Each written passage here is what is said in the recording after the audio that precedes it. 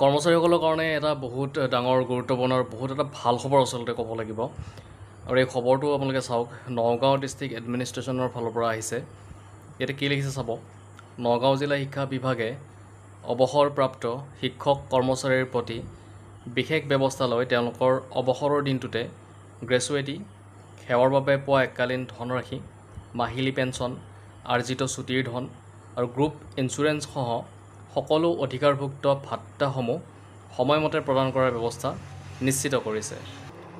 এই উদ্দেশ্যেৰে ইংৰাজী 30 আগষ্ট 2025 তাৰিখে নগাঁও জিলা আয়ুক্ত শ্ৰীযুত দেৱাশীষ শৰ্মা মহোদয়ে জিলা আয়ুক্তৰ কাৰ্যালয়ত আয়োজিত এক অনুষ্ঠানত অৱসৰপ্ৰাপ্ত কেইবাগৰাকী শিক্ষক কৰ্মচাৰীৰ হাতত অৱসৰকালীন নথি পত্ৰসমূহ নিজেই প্ৰদান কৰে।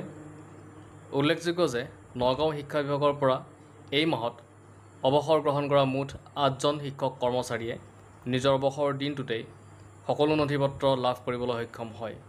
এই কাৰ্যসূচীত নগাঁও জিলা সমমণ্ডল বিদ্যালয়সমূহৰ পৰিদৰ্শক শ্ৰী মৃদুল নাথ, জিলা শিক্ষা বিষয়া কাৰ্যালয়ৰ জ্যেষ্ঠ সহায়ক শ্ৰী পবিত্ৰ কুমাৰ দাস, সমমণ্ডল বিদ্যালয়সমূহৰ পৰিদৰ্শক কাৰ্যালয়ৰ কনিষ্ঠ কাৰ্যালয় সহায়ক শ্ৰীযুত শ্ৰী অমৃত নাথ প্ৰমুখ্যে কেইবাজনো কৰ্মচাৰী বিষয়া উপস্থিত থাকে।